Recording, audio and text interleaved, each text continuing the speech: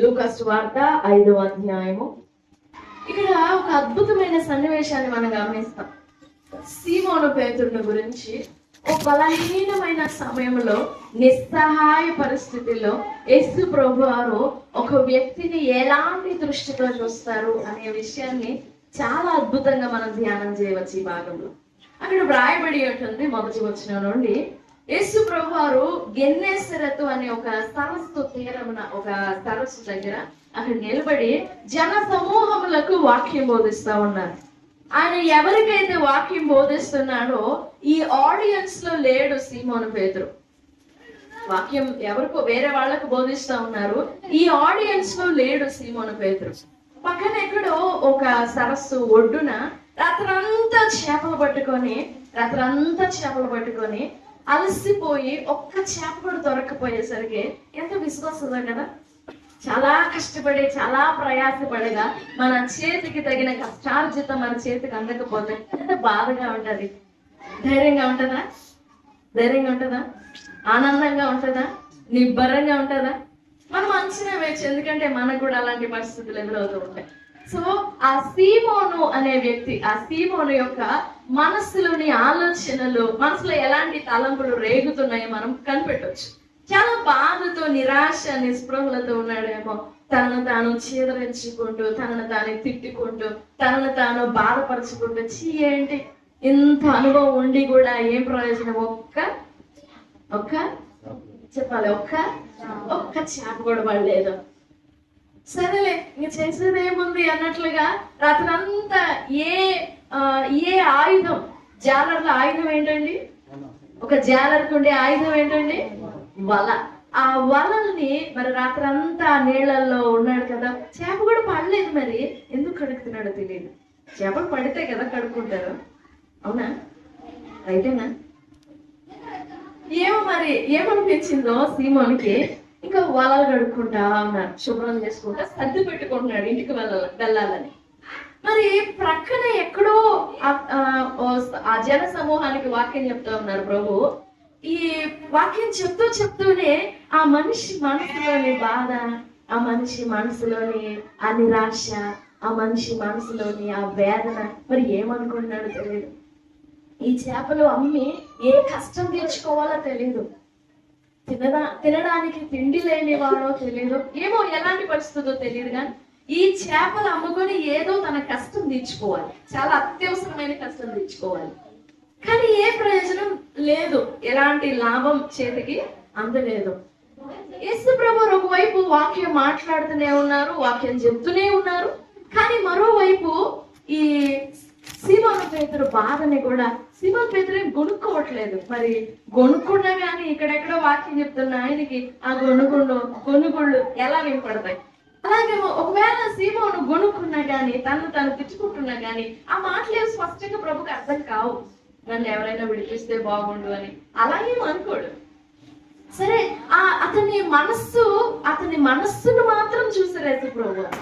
మాటలు, ఆ నిట్టూర్పులు, ఆ ఈసడింపులు, తను తాను చీదరించుకోవడం, తను తిట్టుకోవడం, ఇవి వినలేదు. కానీ ఆ మనిషిని చూడగానే, ఆ సీమోను పేతురు యొక్క బాడీ లాంగ్వేజ్ చూడగానే, మరి హృదయాంతరంగములను పరిశీలించేవాడు కదా మన దేవుడు. మనం నిలబడగానే మనం ఎలాంటి వారము, మన పేరు, మన జీవితం అంతా చెప్పనవసరం లేదు.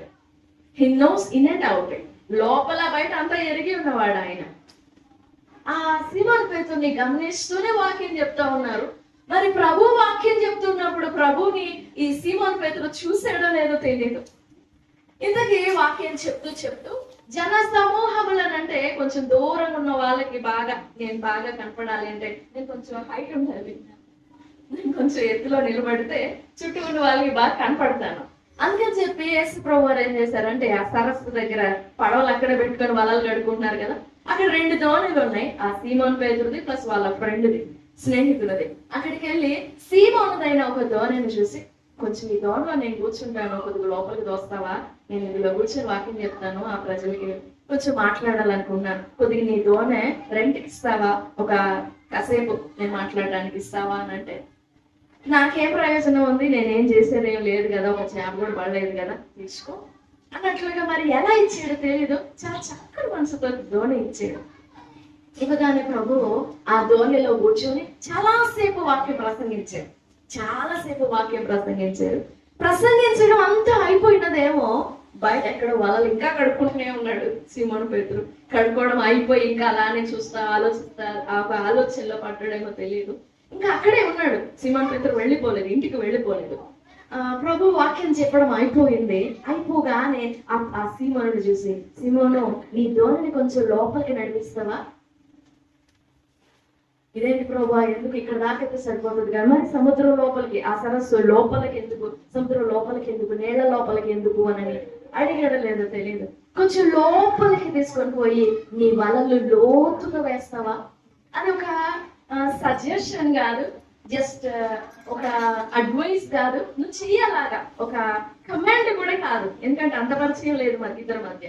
జస్ట్ ఒక మాట చెప్పాడు, నీ దోణిని కొంచెం లోపలికి తీసుకువెళ్ళి వలలు లోతుగా వెయ్యి అనగానే ఇక ఈ సీమోను పేతురికి మరి ఎన్నో ఆలోచనలు రగులుకొని ఉంటాయి, మనసులో ఎన్నో తలంపులు వచ్చి ఉంటాయి.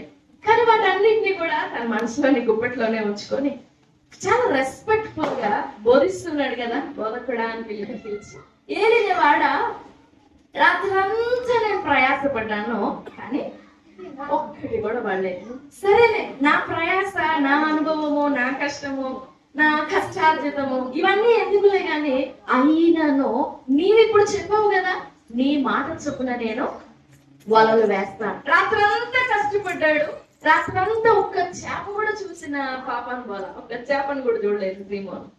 అయినా పర్లేదు, నీవు చెప్పిన మాటని బట్టి నేను వలలు వేస్తాను అని చెప్పి సీమోను పేతురు యేసు ప్రభు వారి మాటని బట్టి లోపలికి ఆ దోణిని లోతులకు తీసుకెళ్ళి, ఇప్పుడు ఈ దోణిలో ఎవరున్నారు?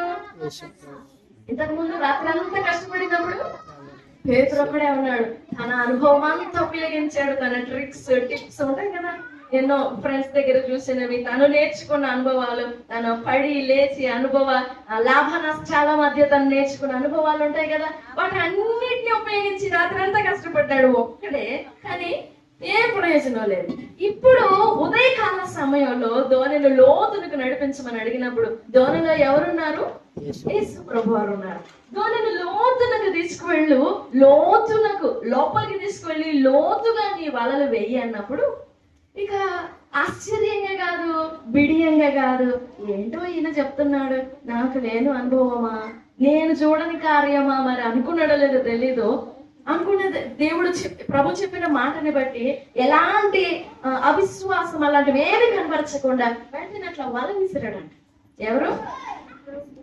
ఎవరు వల విసిరింది? దోణిలో ఎవరెవరున్నారు? దోణిలో ఎవరున్నారు? యేసు ప్రభు వారు, పేతురు, ఇద్దరు ఉన్నారు. ఆయన పేరు సీమోన్ అన్న, పాత పేరు సీమోన్. సో వాళ్ళిద్దరు ఉన్నారు, యేసు ప్రభు వారు ప్లస్ సీమోన్ పేతురు ఉన్నారు ఆ దోణిలో. ఇప్పుడు ఒక్కసారి ఇట్లా వల విసరగానే ఏమవుతుంది? మనందరికి బాగా పరిచయమైన భాగం కదా ఇది. అట్లా జస్ట్ అలా వల విసరగానే ఆ సరస్సులో ఎక్కడెక్కడ పుట్టి ఉన్నవో చేప పిల్లలు, ఆదికాండం 1వ అధ్యాయంలో ఈ జలములలో ఉండు సమస్త జలచరములను పుట్టించుగాక అని పలికినప్పుడు ఎన్ని రకాలైన చేపలు పుట్టినాయో, ఎన్ని రకాలైన తిమింగలాలు. మీరు చూసారో లేదో, ఒక్కొక్క తిమింగలం గుండె మన ఇంటి సైజ్ అంత ఉంటుందంట. తిమింగలం గుండె పెద్ద గ్రేట్ వేల్ అంటారు, దాని గుండె మన ఇంటి సైజ్ అంత ఉంటుందంట. అది 10 నిమిషాలకు ఒకసారి అట్లా బీట్ వేస్తుందంట, అట్లా ఊపిరి పీల్చుకుంటే. అది అట్లా శ్వాస తీస్తుంటే 2 కిలోమీటర్ల దాకా వెళ్ళబడతాడు. దాని శ్వాస మనం కొట్టుకొని పోతామంట, అంత తీవ్రమైన వేగము దురుసుగా ఉంటదంట దాని శ్వాస. అలాంటి వాటన్నిటిని కూడా జస్ట్ ఒక చిన్న మాటతో కలుగునుగాక అని పుట్టించారు కదా.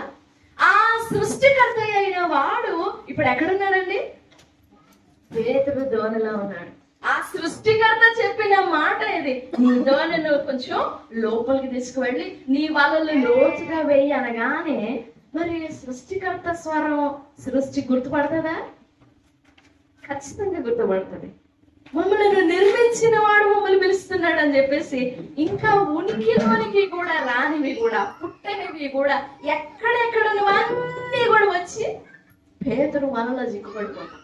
పేతురు అట్లా వల విసిరాడు కదా, ఆ చేపలన్నీ వచ్చినాయి పేతురు వలలోనికి.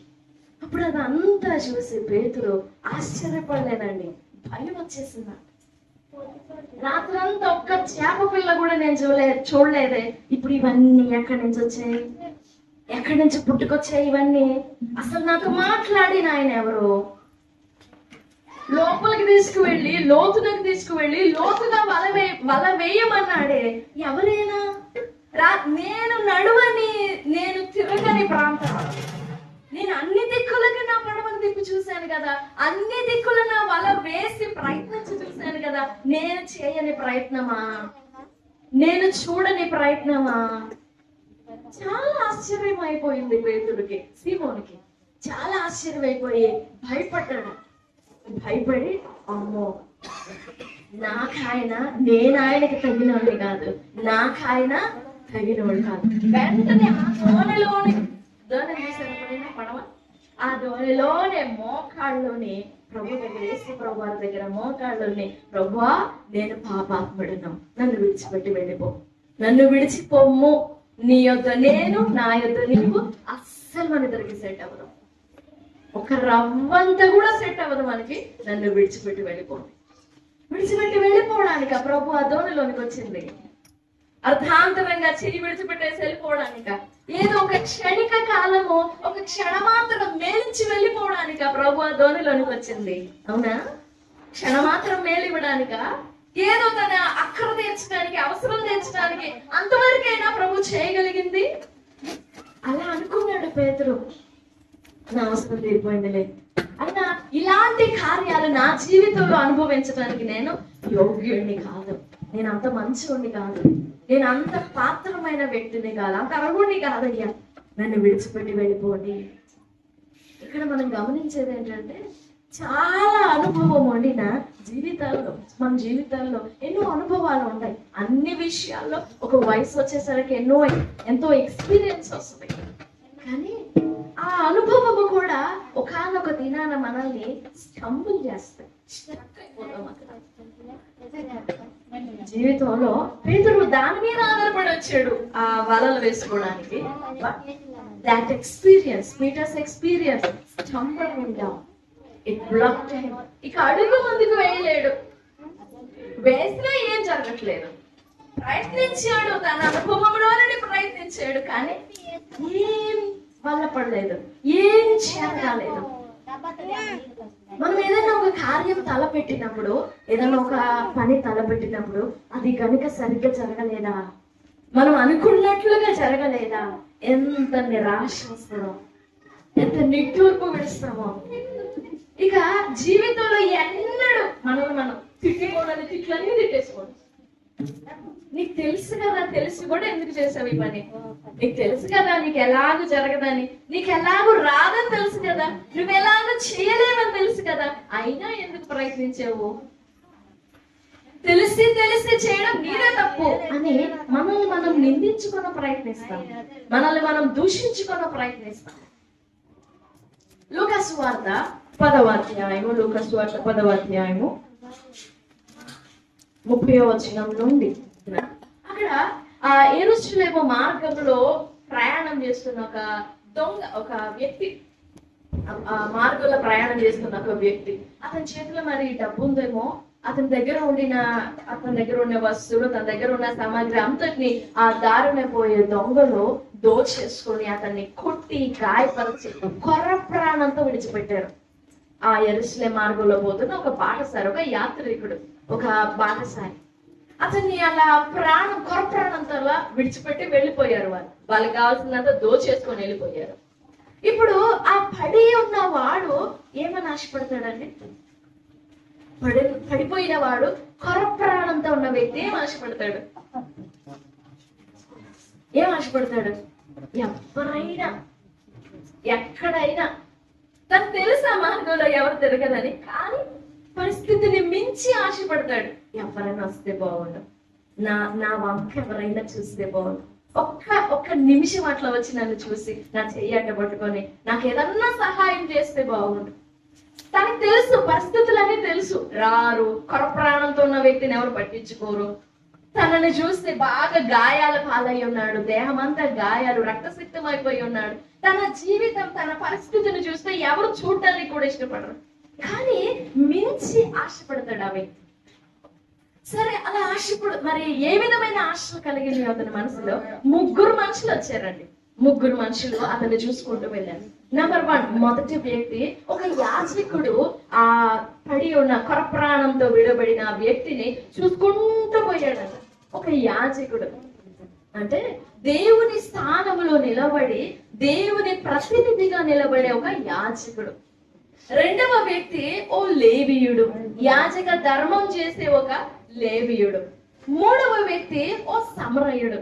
అసలు ఈ యూదులకు, ఈ ప్రజలకు ఎలాంటి సంబంధం లేనివాడు అన్నమాట. ఓ యాజకుడు వచ్చాడు, చూసాడు, వెళ్ళిపోయాడు. ఓ లేవీయుడు వచ్చాడు, చూసాడు, దాటిపోయాడు. వాళ్ళు ఎలా ఉంటారండి? వాళ్ళు వేసుకున్న వస్త్రాలకి కూడా ఇతర మనుషుల వస్త్రాలు తగలకూడదు. ఆ ఊపిరి తగిలినా మేము అపవిత్రులం అయిపోతాం అనుకుంటారు వాళ్ళు. అలాంటి కేటగిరీ అన్నమాట. ఊపిరి తగిలితేనే అపవిత్రులం అయిపోతాం అనుకునే వాళ్ళు రక్తసిక్తం అయిపోయిన ఆ వ్యక్తిని అసలు ముట్టుకుంటారా?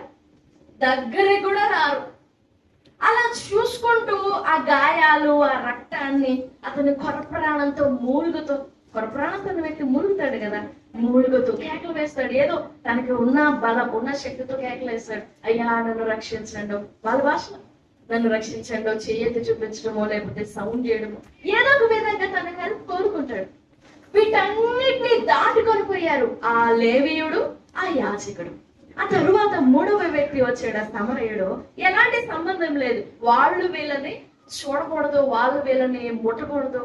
అంటే అంత భేదం ఉండింది అన్నమాట వాళ్ళ మధ్యలో. అంత శత్రుత్వం కాదులేండి, అదొకమైన మనసు. సమరయులు యూదులు ఏకీభవించరు, కలువరు.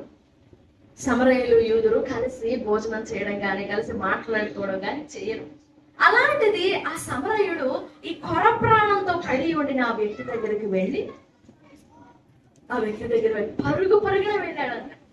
అతను ఆ కొరప్రాణంతో రక్తసిక్తమై ఉన్న ఆ వ్యక్తిని చూసినప్పుడు తనకు ఉండిన హద్దులు, పలానా వారిని ముట్టకూడదు, పలానా వారిని తాకకూడదు, పలానా వారితో మాట్లాడకూడదు, భాష, ఇవేమి అడ్డు రాలేదండి అతనికి. ఇవేమి అడ్డు రాల. పరిగెత్తుకుంటూ వెళ్ళి అతన్ని పట్టుకొని, అతన్ని తల పట్టుకొని, అతన్ని చూసి అతని దగ్గరికి పోయి, అసలు అతన్ని చూడగానే జాలి కలిగిందంట. ఆ రక్తసిక్తం అయిపోయిన ఆ వ్యక్తిని చూడగానే, కొట్టబడిన ఆ వ్యక్తిని, కొరప్రాణంతో విడవబడిన వ్యక్తిని చూడగానే చాలా జాలి కలిగిందంట. ఆ జాలి పడి వెంటనే అతన్ని తన ఒళ్ళోనికి తీసుకొని, తన చేతుల్లోనికి తీసుకొని ఆ గాయాలన్నిటి, ఏదో తన చేతనైనంత ఆ గాయాలన్నిటికీ నూనెని, ద్రాక్ష రసాన్ని పూసి, ఇక ఇలా అయితే లాభం లేదు, నా చేతనైనంత వరకు ఫస్ట్ ఎయిడ్ చేశాను, ఫస్ట్ హెల్ప్ చేశాను, ఇతన్ని తీసుకువెళ్ళి పూటకోడవానికి ఇవ్వాలి. అక్కడికి వెళ్ళి ఒక ప్లేస్ లో, ఒక గదిలో పెట్టి, ఒక షెల్టర్ లో పెట్టి ఇతని ప్రాణాన్ని నేను కాపాడాలి అనుకున్నాను. ఒక లేవీయుడు, ఒక యాజకుడు, ఒక మూడో వ్యక్తి ఎవరు? సమరయుడు. లేవీయుడు, ఫస్ట్ యాజకుడు, లేవీయుడు, సమరయుడు. లేవీయుడు, యాజకుడు దేవుని స్థానంలో ఉన్నవారు, దేవుని ప్రేమను చెప్పేవారు, దేవుని వాక్యం చెప్పేవారు, దేవుని ధర్మశాస్త్రాన్ని బోధపరిచేవారు, బోధించేవారు, నెరవేర్చేవారు. వారు ఆ కొట్టబడిన వ్యక్తిని, కొరప్రాణంతో ఉన్న వ్యక్తిని చూసి, మనకి ఎందుకులే అని ఆ ప్రాణాన్ని చూసి అట్లా దాటిపోయారు. వారు మనసారా ఒప్పిందో మరి. ఆ రక్తం చూడగానే ఎన్నో హద్దులు కనపడ్డాయి ఆ వ్యక్తికి వీళ్ళకి మధ్యలో, ఎన్నో ఆజ్ఞలు కనపడ్డాయి. ఆ అపవిత్రతను ముట్టకూడదు, మరి అది అంత అపవిత్రం అనుకున్నారు వారు. వారు ఎంత భక్తి చేసినా ఒక కొరప్రాణంతో ఉన్న వ్యక్తికి తిరిగి చేపతులు, తిరిగి తన ప్రాణాన్ని గాని, తన సహాయాన్ని గాని దానం చెయ్యలేని భక్తి ఏ మూలకం, ఎందుకు ప్రయోజనం? ఏమైనా ఉపయోగం ఉంటుందా అలాంటి భక్తికి? ఓ లేవీయుడు, ఓ యాజకుడు చూసారు ఆ వ్యక్తిని, రక్తసిక్తం అయిపోయి ఉన్నాడు. ఎంతసేపు ఉన్నాడు మరి అలా గాయాలతో? నోరెండిపోతూ ఆ బాధతో ఎంతసేపు ఉన్నాడు. చూసారో చూస్తూనే వెళ్ళిపోయారు. వాళ్ళ మనస్సు కొంచెమైనా కదిలిపోలేదు. వారి మనస్సు కొంచెమైనా అతని మీద జాలి పడలేదు. కానీ ఓ సమరయుడు వచ్చాడు. వెంటనే తనకి ఆ యూదులకి మధ్య ఉండిన ఆ హేయం గాని, ఆ దూరం గాని, ఆ పట్టింపులు గాని ఇవేమి కనపడలేదు. పరుగున వెళ్ళిపోయాడు.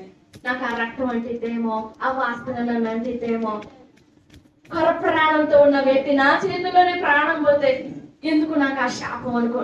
అసలు అలాంటి ఆలోచనలు లేవు అతనికి. వెంటనే వెళ్ళి పరుగున తన చేతుల్లోనికి తీసుకొని అతనికి ప్రాణం పోసాడు. యేసు ప్రభు వారు ఒక వ్యక్తిని దర్శిస్తే, యేసు ప్రభు వారు ఒక వ్యక్తిని తాకితే, యేసు ప్రభు వారు ఒక వ్యక్తిని పట్టుకుంటే ఆ వ్యక్తికి సమృద్ధి జీవం ఇచ్చేంత వరకు ఆ వ్యక్తిని విడిచిపెట్టారు. ఏ పరిస్థితుల్లో కూడా విడిచిపెట్టారు. ఎలాంటి పరిస్థితుల్లో కూడా విడిచిపెట్టారు. యోహాను సువార్త 10వ అధ్యాయంలో లేఖనంలో యేసు ప్రభు వారు మాట్లాడిన మాట. యోహాను సువార్త 10వ అధ్యాయం 10వ వచనం. దొంగతనమును హత్యను నాశనమును చేయుటకు వచ్చును గాని మరి దేనికిని రాడు. గొర్రెలకు జీవము కలుగుటకును అది సమృద్ధిగా కలుగుటకును నేను వచ్చితినని మీతో. జీవం కలగాలి, గొర్రెలకు జీవం కలగాలి. ఆ జీవం ఎంతవరకు? సమృద్ధిగా. ఎంతవరకు ఇవ్వాలి ఆ జీవాన్ని? సమృద్ధి. ఎంత సమృద్ధి చెప్పిన లూకాసు వార్త 5వ అధ్యాయంలో చదువుతాం కదా. అంత విస్తారమైన చేపలు చూడగానే ప్రభు పాదాల దగ్గర పడి, ప్రభువా ఏమనంటాడు సీమోను? నన్ను విడిచిపోము, ప్రభువా నేను పాపాత్ముడను, నన్ను విడిచిపోము. అప్పుడు వెంటనే ప్రభు ఒక మాట అన్నారు, చదవండి. నువ్వు భయపడద్దు, నేను నిన్ను మనుష్యులను పట్టు జాలరిగా చేస్తాను. You will be a catcher of man. నువ్వు మనుషులను పడతావు. మనుషులను పట్టడం అంటే ఏంటి? చేపలు పట్టడం అంటే వాటిని మనం ఏం చేసుకుంటాం? తింటామో, అమ్ముకుంటామో, ఏదో ఒకటి చేస్తాం. అది మనకో. మరి మనుషులను పట్టుకోవడం అంటే? ఆ మాట మాట్లాడినప్పుడు మరి ఆ సీమోను పేతురుకి అర్థమైందో లేదో కానీ చాలా సంవత్సరాల తర్వాత ఈ సీమోను పేతురు ఎలాంటి జీవితం జీవించబోతున్నాడో ఓ ప్రవచనాన్ని మాట్లాడుతున్నారు యేసు ప్రభువు. సీమోను పేతురు, నీవు నేను కలిసి ఉండడాన్ని నువ్వు ఒప్పుకోవట్లేదు కదా, నేను పాపాత్ముడిని అంటున్నావు కదా, నీ ఎదుట నేను ఉండడానికి నీవు అర్హత లేని వాడు అనుకుంటున్నావు కదా, నిన్ను చూడటానికి కూడా నీవు అర్హత లేని వాడు అనుకుంటున్నావు కదా. అలా కాదయ్యా, నువ్వు మనుషులకు జీవం పంచిపెట్టేవాడు అవుతావు, మనుషులను రక్షించేవాడు అవుతావు. నిన్ను మాత్రం రక్షించడానికి రాలేదు నేను, నీవు అనేకులను రక్షించున్నట్లుగా, నీ ద్వారా అనేకులు జీవం పొందుకున్నట్లుగా. మనం ఒక్కడమే బ్రతికితే అది బ్రతుకు కాదు కదా, అవునా? మనం ఒక్కడమే సుఖంగా కడుపు నిండా తింటే అది బ్రతుకా? అది కాదు. మరేంటి బ్రతుకు? మన ద్వారా, మన వలన మరొకరు బ్రతకాలి. అది జీవితం అంటే. మనంతటా మనం బ్రతకడంలో అంగరంగ వైభవంగా సుఖశాంతులతో మనమే వర్ధిల్లడంలో నో సాటిస్ఫాక్షన్. ఒకవేళ మనకి అలాంటి సుఖ సౌఖ్యాలు ఉన్నా లోపలికి రహస్యంగా మన హృదయపు లోతుల్లోనికి తొంగి చూసుకుంటే మనకి మనశ్శాంతి ఉండదు, మనకి తృప్తి ఉండదు, నెమ్మది ఉండదు. దానాలు, భూమి మీద చాలా రకాలైన దానాలు ఉన్నాయండి. అన్నదానము, భూమి మీద ఉన్న దానాలన్నింటిలో ప్రాణదానం గొప్ప. ప్రభు వారు సీమోను పేతురుతో అదే చెప్పారు. సీమోను పేతురు, నిన్ను మాత్రం రక్షించడానికి కాదు నేను వచ్చింది, జస్ట్ నీ మనస్సులోని బాధను మాత్రం కాదు నేను చూడడానికి వచ్చాను. నీవు అనేకులకు జీవం ఇవ్వాలయ్యా, నీ ద్వారా అనేకులు జీవం పొందుకోవాలి. ఆ జీవం ఎంతవరకు తెలుసా? సమృద్ధి అయిన జీవం పొందుకోవాలి. ఒక వ్యక్తికి కావలసినంత జీవం ఈ భూమి మీద 80 సంవత్సరాలు, 90 సంవత్సరాలు, మహా అయితే 100 సంవత్సరాలు. ఇంకా 100 సంవత్సరాల పైన బ్రతికితే గిన్నిస్ లోకి ఎక్కుతాం. 100, 110 అలాంటి ఆ వయసు వచ్చిందంటే గిన్నిస్ ఎక్కుతాం. ఇంతవరకు బ్రతుకుతాం, ఇంతవరకు హాయిగా సుఖంగా జీవిస్తాం, మంచి కడుపు నిండా 3 పూట్ల తింటాం. ఒక వయసు వచ్చిందంటే అన్ని తినలేదు లేదు, అన్ని మీద పడతాయి కదా, షుగర్లు బీపీలు ఇలాంటివి అన్ని ఉంటాయి. ఆశపడితే ఏది తినలేము, తినాలనుకున్నది ఏది తినలేము, మన చేతిలో ఉన్నా తినలేము. ఈ వయసు వరకు ఒక 80-90 వయసు సంవత్సరాల వరకు జీవితం అంతా జీవిస్తాం, అన్ని స్మూత్ గా జరిగిపోతుంది. దాని తర్వాత ఇంకా మన ప్రాణం అంతవరకే, ఇంకా దాని తర్వాత పని చేయదు. పని చేస్తుందా? పని చేయదు. ఇంకా మన ప్రాణం అంతవరకే, మన జీవితం అంతవరకే, మన జీవం అంతవరకే. కానీ యేసు ప్రభు అని ఇచ్చే జీవం ఎలాంటిదో తెలుసా? ఈ భూమి మీద వరకే కాదు, ఈ భూమి మీద మరెక్కువగా సహాయపడుతుంది ఆ జీవము. ఈ భూమి మీద మన ప్రాణం విడిచిన తర్వాత కూడా ఈ జీవము మనల్ని ఇంకా బ్రతికిస్తుంది పరలోక పరిశుద్ధ పట్టణంలో. హల్లెలూయా. యేసు ప్రభు వారు ఇచ్చే జీవం అలాంటిదండి. ఓ డాక్టర్ దగ్గరికి వెళ్తే ఒక జబ్బు నయం చేస్తాడు, లేదా ఒక రోగం నయం చేస్తాడు. ఏదో ఒక కౌన్సిలర్ అంటే ఫిజియోథెరపిస్ట్ గానీ సైకియాట్రిస్ట్ గానీ వాళ్ళ దగ్గరికి వెళ్తే మనం మానసికంగా ఏదైనా సమస్య ఉంటే ఆ టైం వరకు మన మనసుని ఏదో ఒకటి చేసేసి వాళ్ళు మన మనసులో ఆ బాధంతా తీసేసి మన మనసుల్ని ఫ్రీ చేస్తారు. అంతవరకే. ఇంకా ఆ జబ్బు పోవడం, రోగం పోవడం, బాధపోవడం, ఆ నెమ్మది పొందుకోవడం అంతవరకే. కానీ దాని తర్వాత మరణం తర్వాత కూడా జీవం ఇవ్వగలిగిన వారు ఎవరైనా ఉన్నారంటే అది కేవలం యేసు ప్రభు వారు మాత్రమే. భూమి మీదకి శరీరధారిగా దిగి వచ్చిన దైవము ఆయన, శరీరమును దాల్చుకొనిన దైవం ఆయన. ఆయన మాత్రమే మరణము తర్వాత కూడా నిన్ను నన్ను జీవింప చేయగలరు. మరణము తర్వాత కూడా, మరణం తర్వాత జీవితం ఉందండి. మనం బతికినదే ఇదే కాదు జీవితం, దీని తర్వాత ఇంకొక జీవితం ఉంది. అది తెలుసుకోవడమే జ్ఞానం. కాకపోతే మనిషి ఏమంటారంటే ఈ జీవితం ఎట్లా ఒకట్లా జీవించి గడిపేస్తే చాలు, ముందు ఇది గడవనివ్వండి, దాని తర్వాత ఆలోచిద్దామంటారు.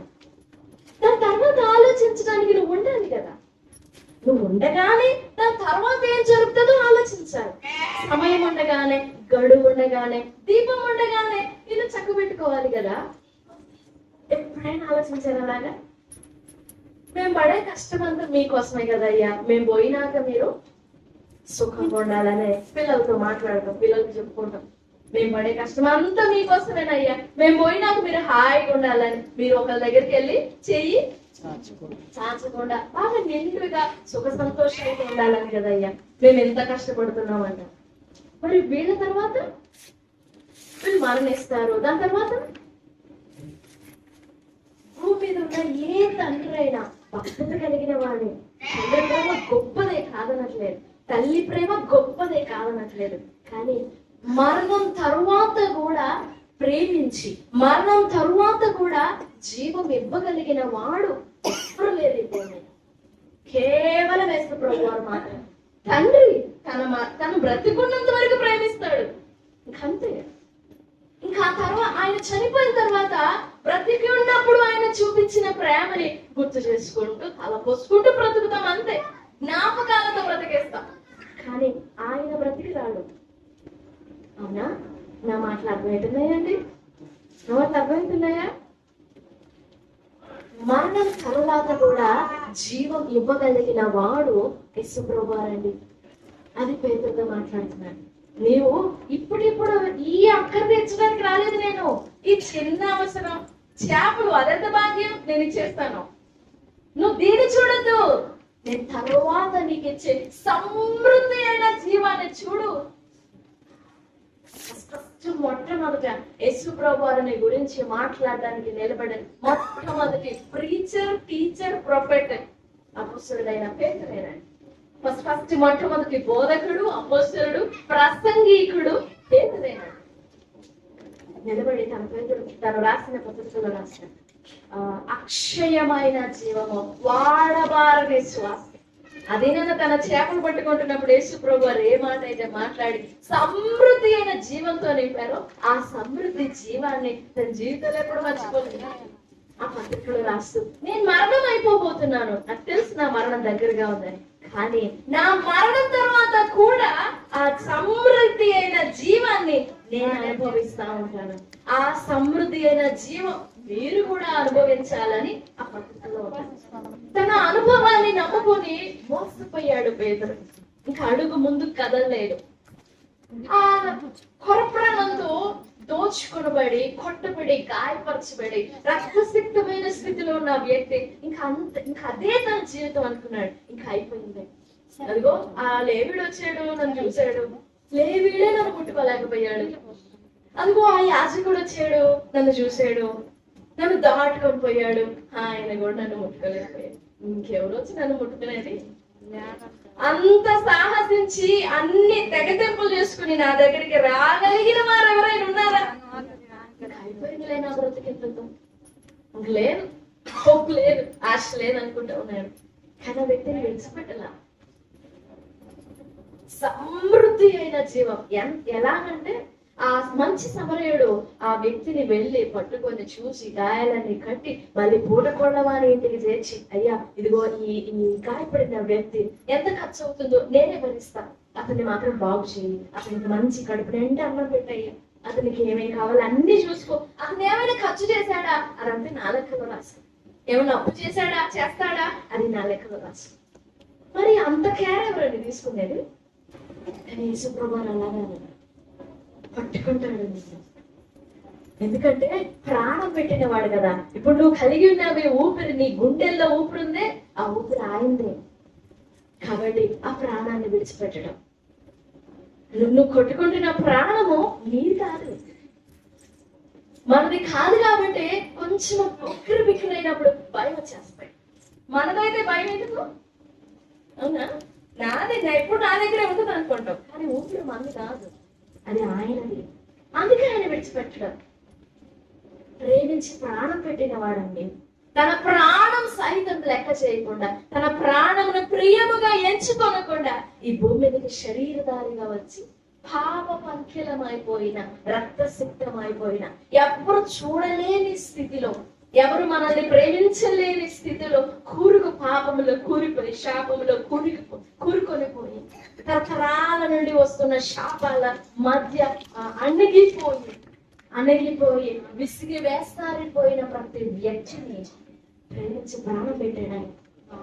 నేనున్నాను, నేను నీ ప్రాణానికి పూచి నేను పూట పడతాను, ఇదిగో నీ జీవానికి నేను పూట పడతాను. అందుకే పరిశుద్ధ గ్రంథంలో ఒక మాట ఉంటది, కొలస్సీ పత్రిక 3వ అధ్యాయం 2వ వచనంలో, మీ జీవము దేవునిలో క్రీస్తుతో కూడా దాచబడి భద్రం చేయబడింది. మన జీవము ప్రభువులో ఉంది. ఆయన ఎంతకాలం బ్రతికి ఉంటాడో మన జీవం కూడా అంతకాలం ఉంటాడు. అందుకే ఆయన ధైర్యంగా చెప్పగలిగిన మాట ఏంటంటే, నా జీవము తోడు. ఇంకే మనిషి చెప్పలేడు. మన మీద ఒట్టేసుకుంటామా? మనం ఎవరైనా ఎక్కువగా ప్రేమిస్తే వాళ్ళ మీద ఒట్టేస్తాం, అంటే నమ్మకాన్ని చూపించడానికి. నేను చచ్చిన తోడు అని చెప్పలేడు ఏ మనిషి కూడా. అదే ప్రభు దేవుడు అన్నాడు. యేసు ప్రభు వారు చెప్పగలిగిన మాట ఏంటంటే, నా జీవం తోడు. నేనెంత కాలం బ్రతికి ఉంటానో ఆ జీవము తోడు. ఏ గొప్పవారి తోడు ఆ ఒట్టు పెట్టలేక, ఏ గొప్పవారి పేరట ఒట్టు వేయలేక ఇక నేనే మిగిలిన, నా కంటే లేరు ఇంకా నా జీవం తోడు. నేను నిన్ను విడిచిపెట్టను, నా జీవం తోడు అని ప్రమాణం చేసిన వాడు మన ప్రాణం వదిలి పెడతాడా? కాకపోతే మనం ఆయన తెలుసుకోవాలి, ప్రాణం పెట్టిన వాడని తెలుసుకోవాలి, ప్రేమిస్తున్న వాడని తెలుసుకోవాలి. అది కష్టమేం కాదు, చిన్న మాట. యేసు ప్రభు వారు మిమ్మల్ని ప్రేమిస్తున్నాడు, నిన్ను ప్రేమిస్తున్నాడు, అంతే. ఆయన నీ నుండి ఏం కోరట్లేదు, ఏం ఆశించట్లేదు. నిన్ను ప్రేమిస్తున్నాడని నువ్వు తెలుసుకుంటే చాలు. ఇక ఆ ప్రేమే మిగిలిన కార్యం అంతా చేసుకుంటాడు. ఆ ప్రేమే నీకేమేం తెలియపరచాలో, నువ్వు ఎలాగుండాలో, ఇంకా అదంతా ఆ ప్రేమే. Take care, Prema will take care. Prema చూసుకుంటాడు అంతా. మనం చేయాల్సిన అంతా, నన్ను ప్రేమించే ఓ ప్రభు ఉన్నాడు, నా కోసం ప్రాణం పెట్టినవాడు, తన ప్రాణం అడ్డుగా వేసి నా కోసం ప్రాణం పెట్టిన వాడు ఉన్నాడు అని తెలుసుకోవడమే. పేదల్ని ప్రేమించి ఎంత ఎంత జాగ్రత్తగా పసిపెట్టాడు ఆయన. ఒక పక్క వాక్యం బోధిస్తూనే ఉన్నారు, ఒక పక్క పేదలు మరి ఎలాంటి మనసుతో ఉన్నాడో వాళ్ళు గడుపుకుంటా ఉన్నాడు. నేను ఎలా వెళ్ళాలి ఇంటికి పొట్టి చేతులతో ఎలా వెళ్ళాలి, నన్ను చూస్తే ఇంట్లో వాళ్ళు ఏమనుకుంటారో, వారు కూడా నిరాశపడిపోతారేమో, అంతే కదా ఆలోచనలు అలానే ఉంటాయి కదా. నేను ఇంత రాత్రి అంతా కష్టపడితే ఏంటి అసలు ఈ సరస్సు, ఈ నీళ్ళన్నీ నా మీద పగబెట్టినాయా, ఈ చేపలన్నీ నా మీద పగబెట్టినాయా ఏంటి, ఒక్క చేప కూడా రాలేదు నా దగ్గరికి. మనసులో ఎలాంటి యుద్ధం జరుగుతుందో ఆ సీమోను పేతురు మనసులో. ఒక్కొక్క వాక్యం బోధిస్తూనే ప్రభు ఆ మనస్సుని గమనిస్తూ ఉన్నారు. ఆయన ప్రసంగం అయిపోయింది. వెంటనే ఆయన అతన్ని పిలిచి, సీమోను కొంచెం నీ ధోనిలో లోతుకి తీసుకెళ్తావా? ఏం అడగల సీమోను పేతురు, అంత వాక్యం చెప్తున్నావు కదా అయ్యా, నాకు ఏమన్నా చెప్పవా? నేను ఏం అడగల. నీ ధోని లోతుకి తీసుకెళ్తావా? తీసుకెళ్ళు. లోపలికి తీసుకెళ్ళి లోతుగా వలవై, అంతే. నీకు చేపలు పడతాయి అని చెప్పలేదు, నీ కష్టం అంతా తీరిపోద్దని చెప్పలేదు, ఏం చెప్పలేదు. లోపలికి వెళ్ళి లోతుగా వలవై. ఇంకా ఆ మాటకి విన్నాడు, ఆ మాటని విడిచిపెట్టలేదు కానీ, టేక్ ఇట్ ఈజీ అనుకోలేదు కానీ ఆ మాట విన్నాడు, పట్టుకున్నాడు. వెంటనే వెళ్ళి వలవేగానే జీవితంలో ఎన్నడూ చూస్తున్నాడు అంత రాసి ఆ వలని తను లాగలేక తన సహోదరులందరినీ కేకలు వేస్తాడు. వాళ్ళు వచ్చినా గానీ ఆ వలని పట్టుకోలేకపోతారు, ఆ వలని పిగిలిపోతా ఉంటాయి. అంత బరువైన చేపలు పడ్డాయి, అంత విస్తారమైన చేపల రాసి పడింది. ఆ అక్కను తీర్చడం యేసు ప్రభు వారికి లెక్క కాదు. అవన్నీ ఆయన దృష్టిలో చిన్న చిన్న విషయాలు. చెయ్యగలడు, చేస్తాడు, ఎందుకంటే ఆయన సజీవుడు, సర్వ సృష్టికర్త. ఆయన చేస్తాడు, ఇంకా కార్యం చేస్తున్నాడు. ఆయన ఇప్పటికీ భూమి మీద సజీవుడిగా తన కార్యంలో చేస్తూ ఉన్నాడు. ఆయన కార్యాలు ఇప్పటికీ సజీవములే. నేను నమ్మి ప్రభు వైపు చూస్తే నీ పట్ల కూడా సజీవమైన కార్యాలు చేస్తాడు ఆయన. నాకు అర్థం కాదేమో, నాకు తెలియదేమో, అసలు అది ఆ బాధ అంతా అవసరం లేదు. ఒక చిన్న మాట నీ మనసులో ఉండదు. యేసు ప్రభు వారు నిన్ను ప్రేమించి నీ కోసం ప్రాణం పెట్టారు. ఆ నాలెడ్జ్, ఆ గ్రహింపే, ఆ ప్రేమ తెలుసుకోవడమే నీ జీవితంలో నువ్వెన్నడూ పొందుకోలేనంత గొప్ప బహుమానం. అది జస్ట్ ప్రేమ తెలుసుకోవడమే. ఊరికే తెలుసుకుంటే ఏమొస్తుందని అంటారేమో, తెలుసుకొని చూడండి ఎన్ని వండర్స్ చేస్తుందో ఆ ప్రేమ, ఎన్ని కార్యాలు చేయగలదో ఆ ప్రేమ. ఈ రాత్రి పేతురుని ప్రభు ఎలా దర్శించాడో, పేతురుని ప్రభు ఎలా గమనించి పసిగట్టి, పేతురు మనసులోని హృదయాలోచనలు అన్ని పసిగట్టి పేతురుతో మాట్లాడారు. ఈ రాత్రి మాటలు వినిచిన మనందరితో కూడా ప్రభు మాట్లాడుతున్నారు. పేతురు జీవితానికి సమృద్ధి అయిన జీవం ఇచ్చారు. పేతురుకు మాత్రమే కాదు, తను ఎవరెవరికైతే వాక్యం చెప్తాడో, తను ఎవరెవరినైతే దర్శిస్తాడో వాళ్ళందరికీ కూడా సమృద్ధి అయిన జీవం ఈ పేతురులో నుండి ప్రవహిస్తుంది. నీలో నుండి కూడా నీవు జీవం పొందు, నీవు దేవుని ప్రేమ పొందు. నీలో నుండి అనేకులు జీవితాన్ని పొందుతారు, జీవం పొందుతారు. నువ్వు ఒక్కడవే మేలు పొందుకుంటే అది తృప్తినివ్వదు. కానీ నువ్వు పొందిన మేలు ఇతరులకు కూడా పంచి పెడితే ఇక ఆనందం ఇంకొకటి ఉండదు. యేసు ప్రభువు అందుకే వచ్చారండి ఈ భూమి ప్రాణం పెట్టాడు. ఆయన బ్రతకడానికి తాను భూమికి వచ్చింది. ఎందుకు ఆయన 33.5 సంవత్సరాలు జీవించి అంటారు కొంతమంది, ఆయన చేతగాని వానిగా ఆ శిలువ మీద, ఆ కొయ్య మీద 2 చేతులు అలా చాచి ఏమి లేని వానిగా చేతులు చేపట్టానంటే ఆయన మరణమే ఈనాడు అనేకులు కోట్లాది ప్రజలకి జీవం నిండుగా నింపుతుందండి. ఆ మరణం, ఆయన చనిపోయిన ఆ మరణము జీవాన్ని నింపుతోంది. ఆయన నిస్సహాయుడిగా చనిపోయినాడు కాబట్టే ఈ రోజు మనం జీవిస్తున్నాం, జీవింపబడుతున్నాం. ప్రభు ప్రేమ తెలుసుకుందాం, ప్రభు వైపు చూద్దాం. యేసు ప్రభు వారి ప్రేమ చాలా మధురమైనది. ఆయన ఏం కోరట్లేదు, జస్ట్ ప్రేమ తెలుసుకోమంటున్నాడు అంతే. దేవుడి మాటలన్నీ మన వినికిడిలో దీవించుగాక. ఆమేన్.